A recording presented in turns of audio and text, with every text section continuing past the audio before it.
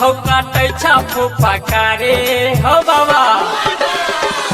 गरुदन के सांप कटे छापू पकारे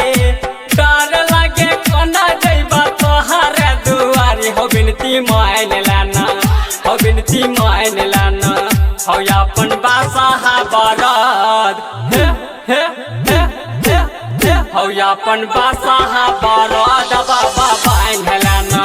हो अपन बासा बरद बाबा बांध लाना हो बाबा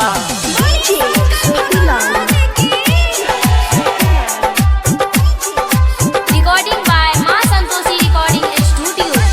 भक्त हमें तोरे छिया कहे छिया नहीं झूठा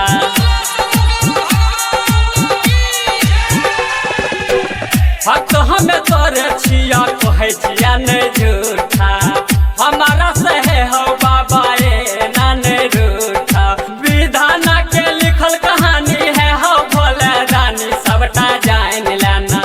हो सबटा जान लाना हो अपन बासा बरद हे हे हे हे हे हो अपन बासा बरद बाबा बांध लाना हो अपन बासा बरद बाबा बांध लाना हो बाबा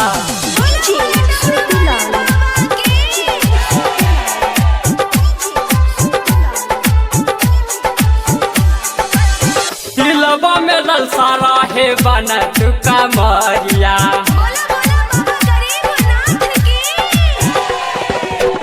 दिलवा में ललसारा है बना चुका मरिया पन्हवा पे कमर लेके दे तू करना गरिया कृपा करके होरिल दस पे अपना भवन में एक बेर आइन लाना